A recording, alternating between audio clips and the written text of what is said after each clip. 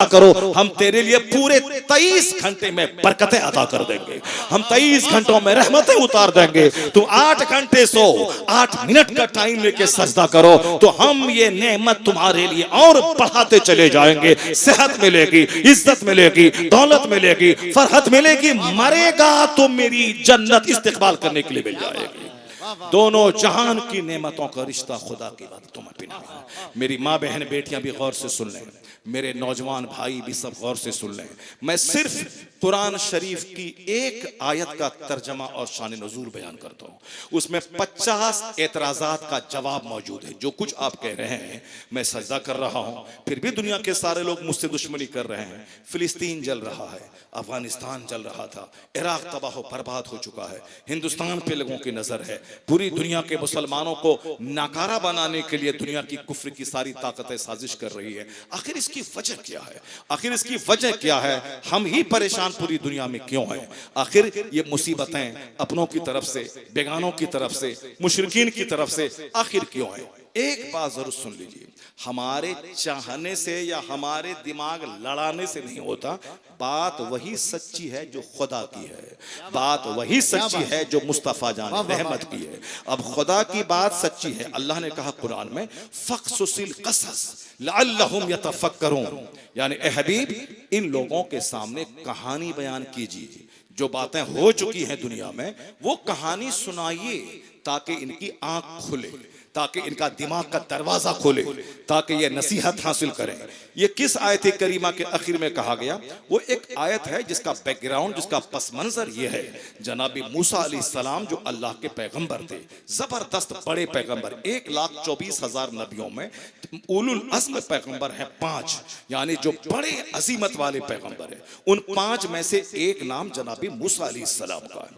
मूसा अलैहिस्सलाम के बारे में आप बारहा सुनते होंगे। अगर तरावी गौर से सुनते हैं आप रमजान में, तो आप जरूर देखते होंगे कि वइज़ क़ाल मूसा रब्बुका, इस तरह की आयतें कुरान शरीफ में ढेर सारी जगहों पे हैं। जनाब मूसा अलैहिस्सलाम का जिक्र आया है और बहुत ज्यादा जिक्र आया है मूसा अलैहिस्सलाम का। तो एक जिक्र यहाँ ये आया है, मूसा अलैहिस्सलाम 6 लाख फौज लेकर, ये मेरी तरह आदमी नहीं, कोई मामूली नहीं, वो अल्लाह के कलीम हैं, अल्लाह से बात करने वाले, जलीलुल कद्र पैगंबर हैं, रसूल हैं, नबी हैं।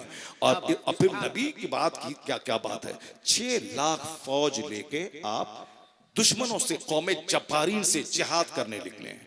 6 लाख फौज लेकर, 6 लोग लेकर नहीं जो होगा देखा जाएगा चलो, नहीं, 6 लाख फौज लेकर। दुश्मन अगर 1 लाख है तो आप उसके मुकाबले में कम से कम 50,000 लेकर तो निकलेंगे।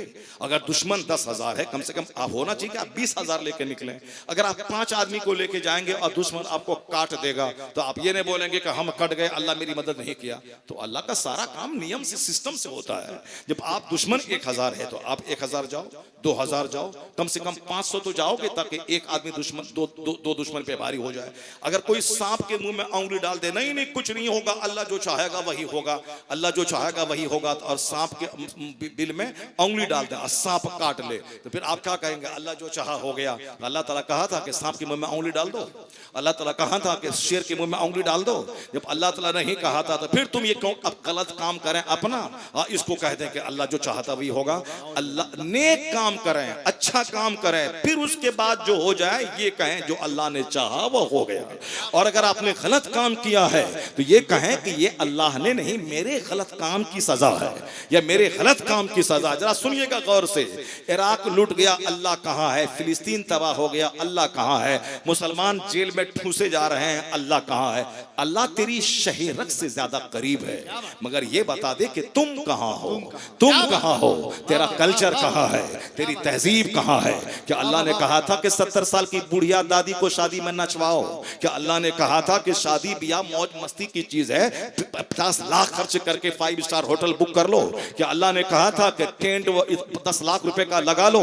समाज में लोग गरीब हैं, मर रहे हैं, खाने को नहीं मिल रहा, इलाज कराने के लिए पैसे नहीं है, और तुम अपने जमीन बेच कर मौज मस्ती करो, काफिरों की नकल करते हुए डीजे बजाओ, डांस करो, और साहब फजूल खर्ची करके अपने बेगाने सबको दावत दे के हजारों लाखों आदमी को खिलाओ ताकि तेरी आने वाली नस्ल कंगाल हो जाए। तुम बाप की जमीन बेच करके मस्ती कर रहा है, तेरा बच्चा कौन सी जमीन बेच के मस्ती करेगा? समाज में जो 50 लोग हैं वो क्या बेच के मस्ती करेंगे? कुछ नहीं सोचना, हाँ मेरे पास है मैं न करूंगा तो क्या करूंगा। ऐसे ही लोगों का बच्चा अगर कल कंगाल हो जाए, कल सड़क पे आ जाए, भीख मांगे कि मेरी बेटी की शादी है, कपड़ा दीजिए, पलंग दीजिए, तो अब इसका कुछ जिम्मेदार कौन होगा? इसका जिम्मेदार होगा वो बाप जिसने अपने बेटे को हुनर नहीं सिखाया, जीने का तरीका नहीं सिखाया। बस जमीन बेचा, मकान बनाया, जमीन बेचा, मोटरसाइकिल खरीदा, जमीन बेचा, मोटरसाइकिल में पेट्रोल डाला, जमीन बेचा, शादी करवा दी, जमीन बेचा साहब, अपने दामाद को सूट बूट और कार दे दिया। जब जमीन सब बिक गई तो अब क्या देगा? अब तो दामाद को खिलाने के लिए 1 केजी बकरा का गोश्त खरीदने के लिए 800 रुपए तेरे पास नहीं होंगे तो तू भीख मांगेगा। इसलिए काम उल्टा पुल्टा हम करें और कहते हैं कि अल्लाह कहाँ है, रसूलुल्लाह कहाँ है, अल्लाह कहाँ, अल्लाह नहीं देख रहा है, गौसे पाक कहाँ है, गरीब नवाज कहाँ है? गरीब नवाज के हिंदुस्तान में जुल्म हो रहा है, मुसलमानों को ठूसा जा रहा है जेल में, मुसलमानों को तरह तरह से सताया जा रहा है, गरीब नवाज कहाँ है? तो गरीब नवाज कहा था कि तुम शादी ब्याह में ऐसा कर दो। गरीब नवाज बोले थे कि तुम 5 स्टार होटल बुक कर लो। गरीब नवाज कहे थे कि तुम अपनी बेटी को काफिरों की बेटी की तरह वसनीम बरहाना कपड़ा पहन के नचवा दो, तब तेरी शादी में मजा आ जाएगा। और तुम भी नाचो, बेटा भी नाचे, बेटी भी नाचे, दूल्हा भी नाचे, दुल्हीन भी नाचे, यानी ये नाचने वालों की जमात। ये बच्चा जो पैदा होगा वह शरीफ कहां से होगा? महान नाचने वाला बच्चा पैदा हो जाएगा। इसलिए जो गुलाम मुस्तफा होता है उसका बेटा गुलाम पैदा होता है, जो कनीज़ाने फातिमा होती हैं उनकी बच्चियां कनीज़ाने फातिमा पैदा होती हैं, और जो शादी में नचवाए उसका बेटा महान नचनिया पैदा होता है। जरा गौर से सुनिएगा, कानून है अल्लाह का, उस कानून के खिलाफ नहीं होता। कानून क्या है? अल्लाह की बात माने, फिर बगैर दुआ के अल्लाह ताला आप पर रहमत नाजिल फरमाएगा। आप इबादत के लिए पैदा हुए हैं और आप शैतानत कर रहे हैं, और जब खेल बिगड़ जाता है तो अल्लाह कहाँ है?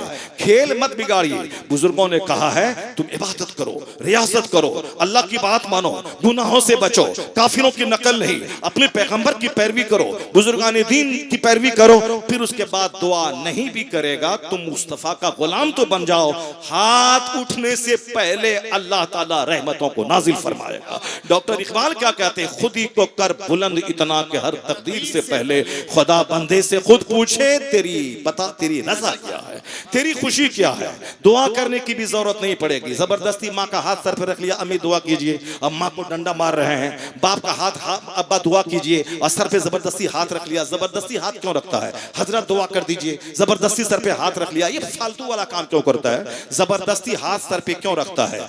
माँ की इतनी खिदमत करो कि माँ का रोंगटा रोंगटा दुआ करने लगे, बाप की इतनी खिदमत करो कि बाप का रोंगटा रोंगटा तन्हाई में दुआ करे, उस्ताद की इतनी सेवा कर कि हाथ जबरदस्ती सर पे रखने की नौबत ना पड़े, उस्ताद सजदे में अपने शागिर्दों की बेहतरी की दुआ करने लगे। तो खिदमत से दुआ मिलती है, खिदमत से दुआ मिलती है, मेहनत से दुआ मिलती है, और अब तक सुख पहुंचाने से दुआ मिलती है। यहाँ मारे पीटे उसके बाद जबरदस्ती दुआ कर दीजिए अम्मी मेरे लिए, ये बात क्यों कहता है? ये बात मत बोल। माँ की खिदमत करके माँ की जबान नहीं, उसका अंग अंग तुम्हारे दुआ करने लगे। तो अल्लाह रब्बुल इज्जत की इबादत कर, अल्लाह तबारक व तआला रहमतों की बारिश फरमाएगा। जरा गौर से सुनिएगा, मूसा अलैहिस्सलाम के साथ 6 लाख फौज थी। दुश्मनों से मुकाबला करने के लिए आप निकले। दुश्मनों ने जब देखा कि जनाब मूसा अलैहिस्सलाम 6 लाख फौज लेके आ रहे हैं तो दुश्मन परेशान हो गया। कहा एक पैगंबर हमारे शहर को तबाह बर्बाद कर डालेंगे, उनके पास 6 लाख की फौज मौजूद है। तो इस कौम में एक शख्स था जिसको इसमें आजम मालूम था, मुस्तजाबुद दावत था, जो दुआ करता था दुआ कबूल हो जाती थी। उसके पास कौम के सरगना लोग, चौधरी लोग आए। चौधरी लोग कहने लगे कि देखो जनाब मूसा अलैहिस्सलाम की फौज आ रही है, पूरे शहर को तबाह कर देगी फौज, तुम उनके लिए बद्दुआ करो। तुम मुस्तजाबुद दावत हो, तेरी दुआ कबूल होती है, तुम उनके लिए बद्दुआ करो। इन्होंने कहा कि नहीं, अल्लाह के पैगंबर के खिलाफ मैं बद्दुआ नहीं करूंगा, मैं नहीं करूंगा। पहले जब भी ये दुआ करता था, ये पहाड़ पे जाता, हाथ उठाता, दुआ करता, दुआ कबूल होती, चूंकि उसको इसमें आजम मालूम था। इसमें आजम जिसको मालूम हो तो वह तो फूंक दे मिट्टी पे तो मिट्टी सोना बन जाए, वह फूंक दे मुर्दे पे तो मुर्दा जिंदा हो जाए, उनको इसमें आजम मालूम था। लेकिन कौम के लोगों ने कहा कि तुम मूसा अलैहिस्सलाम के खिलाफ दुआ करो वरना सारा शहर उजड़ जाएगा। कहा नहीं दुआ करूंगा, अल्लाह के पैगंबर के खिलाफ मेरी जिंदगी आखिरत सब तबाह बर्बाद हो जाएगी, मैं नहीं करूंगा। लोगों ने सोचा कि ये दुआ नहीं कर रहा है, तो अब लोगों ने उनको नजराने देना शुरू किया, कपड़ा लत्ता, ये वो, पैसा, दिरहम, दिनार, यानी इतने नजराने दिया, इतने पैसे दिया कि ये कौम की मोहब्बत में झुक गए, गिर गए। गिर गए क्या मतलब? दुआ करने के लिए पहाड़ पे चले। हालांकि जब ये बद्दुआ करना शुरू किया जनाब मूसा अलैहिस्सलाम के खिलाफ, तो इनकी जबान लटक गई सीने पर। इनकी जबान कुत्ते की तरह, जो कुत्ते की जबान लटकती है, मसलहु का मसलिल कल्ब, कुरान कहता है उसकी मिसाल कुत्ते की तरह है कि कुत्ते पर बोझ ढोएं तो भी जबान निकालता है, और कुत्ते को छोड़ दें उस तो भी जबान निकालता है। कुत्ता हरीस और लालची जानवर होता है, उसको पत्थर भी मारे तो हड्डी समझ करके वह जबान लटका देता है। तो हरीस और लालची, इतना इतना इनाम दिया उस कौम के लोगों ने, उनको मजबूर कर दिया बद्दुआ करने पर। ये जब बद्दुआ करने के लिए जबान खोले तो इनकी जबान लटक गई कुत्ते की तरह। जब जबान लटक गई तो कहा, ए मेरी कौम, तुमने तो मुझको तबाह बर्बाद कर डाला, अब तो मेरी दुनिया आखिरत सब बर्बाद हो गई। एक बात सुनो, अगर तुम लोग चाहते हो कि मूसा अलैहिस्सलाम की कौम की फौज तुम पर गालिब नहीं आए, तो एक काम कर दो, मैं तो बर्बाद हो ही गया, तबाह हो गया, अब एक काम ये करो कि जब फौज शहर में दाखिल हो तो तुम लोग अपनी जवान खूबसूरत बेटियों को सजा धजा करके, जेवरात पहना करके जनाबे मूसा अलैहिस्सलाम की फौज में छोड़ देना। अगर एक बंदा भी ज़िना कर लिया तो 6 लाख की सारी फौज हार जाएगी। जरा गौर से सुनिएगा, यह मैं अपने बाप की बात नहीं बोल रहा हूं, ये कुरान शरीफ की आयतों की शान नुज़ूल बयान कर रहा हूं। जनाबे मूसा अलैहिस्सलाम की फौज का एक रईस, मालदार आदमी, जो कि मालदारी ही तो सब बलाओं की जड़ है। लोग कहते नहीं नहीं मैं बीमार नहीं पड़ूं, जबकि बीमारी अल्लाह की रहमतों को अपनी तरफ मुतवज्जह करती है कि बंदा खूब अल्लाह अल्लाह करता है, खूब रोता है, गिड़गिड़ाता है। गरीबी में बंदा बहुत सारे गुनाहों से बच जाता है, मगर नहीं, इनको सब कुछ चाहिए, खाना पीना, कपड़ा लत्ता, घर मकान, मौज मस्ती, गाड़ी छकड़ा सब चाहिए, ताकि कोई चीज की कमी नहीं रहे। बल्कि उसी खुशहाली की वजह से बंदा कदम कदम पे गुनाह करता है। चाहता हूं कि एलईडी टीवी मेरे घर में आ जाए, मगर एलईडी टीवी होगी 50,000 रुपए में, अब यहाँ 5,000 भी घर में नहीं है, तो अब कम से कम पैसा नहीं है तो गुनाह से तो बंदा बच जा रहा है। जब पैसा है तो फिर गुनाह करना आसान है। तो आदमी मालदारी में बेपनाह गुनाह, मालदारी में सुस्ती है, काहली है, चलो कज़ा करके नमाज पढ़ लेंगे, मालदारी में मस्जिद नहीं जाएंगे, अपने घर में इमाम साहब को बुला लेंगे। यानी मालदारी बेशुमार तबाहियों को साथ लाती है, मगर हर आदमी मालदार ही बनना चाहता है। जबकि गरीबी में अमन है, जबकि बीमारी में गुनाह मिटते हैं। हुजूर ने कहा, बुखार को बुरा मत कहो, बुखार गुनाहों को मिटा देता है, जैसे आग की भट्टी में जंग आलूद लोहे का जंग साफ हो जाता है। बुखार को बुरा मत कहो, बीमारी गुनाहों को मिटा देती है। बीमार होने के बाद जब बंदा अच्छा होता है, उसके सारे गुनाह उसके सब्र की वजह से झड़ जाते हैं। मगर हम लोग बीमार होना नहीं चाहते हैं, गरीब होना नहीं चाहते हैं, जबकि मेरे हक में ये बेहतर है। अब जरा सुनिए गौर से, एक रईस मालदार आदमी, उस कौम के लोगों ने यही किया कि अपनी खूबसूरत बेटियों को सजा धजा कर, जेवरात पहनाकर मूसा अलैहिस्सलाम की फौज में छोड़ दिया। एक बंदा भी अगर गलत निगाह उठा के देखा, ज़िना किया, सारी फौज हार जाएगी। खूबसूरत बेटियों को सजा सवार करके भेजा।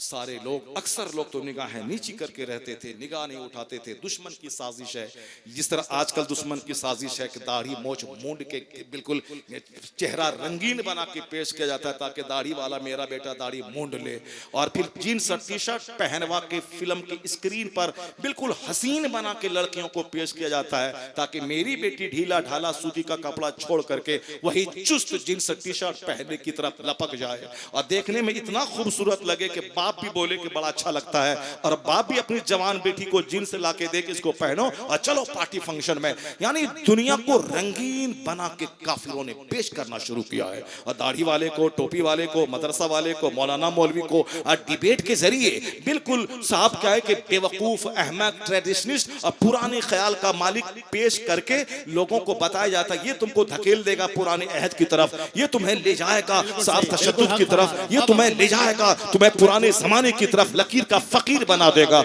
इसीलिए आज हमारी बेटियों को रंगीन लड़का पसंद है और मौलाना मौलवी का चेहरा नहीं देखना चाहती। क्यों? इनका चेहरा देखने का मतलब है ये बोलेंगे निकाब पहनो, हिजाब पहनो, मोटा ढीला ढाला लिबास पहनो, इसलिए मौलवी पसंद नहीं है। इन्हें पसंद है वो जो उनको शराब पिलाए, जो उनको चौराहे पे 10 मर्दों के बीच में ले जाए, जो डांस पार्टी में ले जाए। इस लुच्चे से ज्यादा खूबसूरत कोई दूसरा इसका दोस्त मिले जिसकी जींस पहनने वाली बीवी उसकी तरफ लपक जाए और इसी हिजड़े को खैरबाद कर दे, ये बोले हजरत तावीज दे दीजिए मुझको, मेरी बीवी मुझको छोड़ के दूसरे के साथ चली गई। बदतमीज, तुम इसको बेपर्दा महफिल में ले क्यों गया? खेल खराब हो गया तो बोलता है कि अब खेल खराब हो गया। इसीलिए तो कहा गया था कि औरतें कमजोर होती हैं, इसको पर्दे में रख, जवान होने के बाद इसको 4 दीवारी में रख, वरना फिर तुझको छोड़ करके तुझसे खूबसूरत लड़का कोई मिलेगा उसकी तरफ ये माइल हो जाएगी। ये तो ख्वाहिशात की गुलाम है, इसकी अकल कम है, इसके पास सिर्फ ख्वाहिशात है। इसको जेवर चाहिए, कपड़ा चाहिए, लंबी उम्र चाहिए, अच्छा खाना पीना चाहिए, इसको तो आराम चाहिए। ये ख्वाहिशात की गुड़िया है। इस ख्वाहिशात की गुड़िया को तू घर से बाहर ले गया, आज खेल तमाशा बिगड़ गया तो बोलता है मौलाना ये क्या हो गया, ये क्या हो गया, ये क्या होगा। उसको ख्वाहिशात पे कंट्रोल रख, उसको पर्दे में रख। पर्दे में रखेगा तो फिर क्या होगा? फातिमा ज़हरा का फैजान उसको मिलेगा।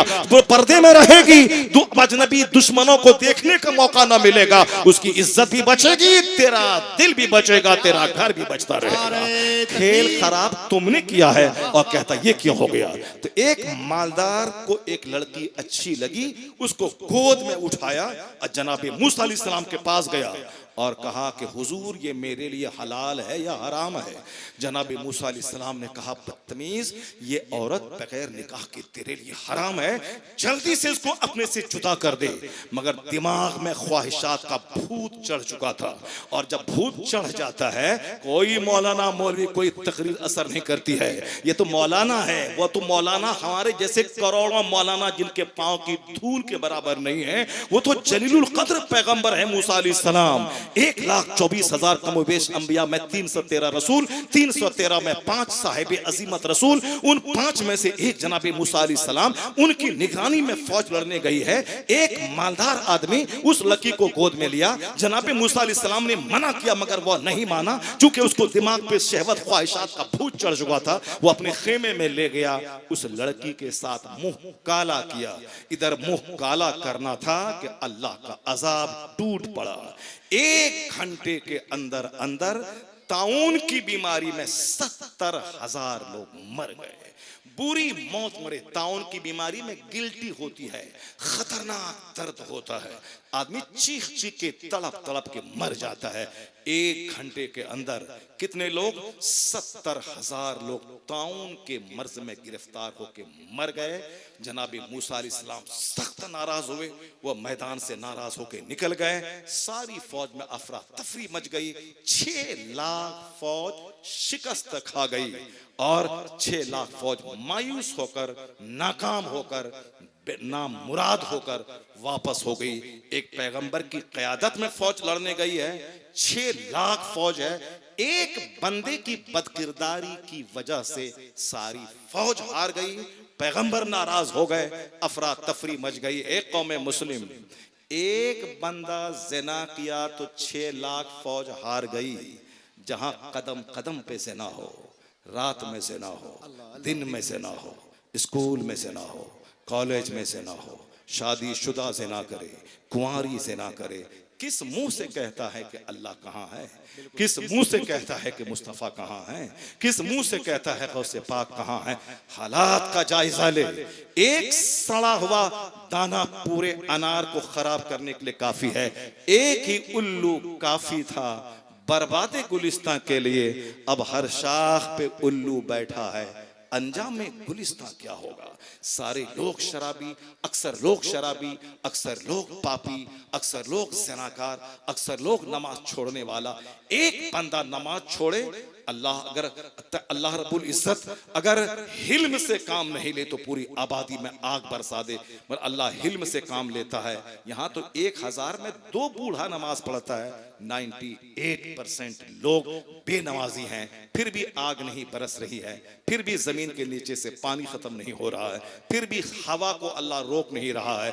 हम जिंदा हैं, हम खा पी रहे हैं, तो कम से कम इतना तो जान लें कि मुस्तफ़ा जाने रहमत का करम है कि आज हमारी आबरू बच रही है, हम जिंदा हैं। सच्ची तौबा कीजिए, मकसद हयात की तकमील कीजिए। मर्द औरत सब जवान आकिल बारिक सब पे नमाज फर्ज है। रोजाना पाबंदी से नमाज पढ़िए। आने वाला माह रमजान इसे इबादतों का महीना बना दीजिए। दिन में रोजे रखें, रात में कुरान पाक पढ़ें, औरतें अपने घर में कुरान पढ़ें, मर्द मस्जिद में तरावीह की नमाज पढ़ें। रमजान के दिनों में गीबत बंद, चुगलखोरी बंद, एक दूसरे की दुश्मनी बंद, एक दूसरे की काना फूसी बंद, यानी पूरा रमजान का 24 घंटे इबादत में लगा दें। खूब रोएं धोएं, इतना रोएं, इतना गिड़गिड़ाएं, इतना अल्लाह के सामने रोएं कि अल्लाह को अपने महबूब के सदके प्यार आ जाए। और जब अल्लाह को प्यार आ जाएगा तो अल्लाह नहीं देखेगा कितना बड़ा मुजरिम है। अल्लाह की रहमतों की बारिश जब बरसेगी तो सारे जुर्म के दाग धुल जाएंगे। और जब आप सच्ची तौबा करेंगे तो अल्लाह ताला माफ करेगा और महबूब के सदके में जन्नत तो वहां देगा, इस दुनिया में राहत की फजा हमवार कर देगा।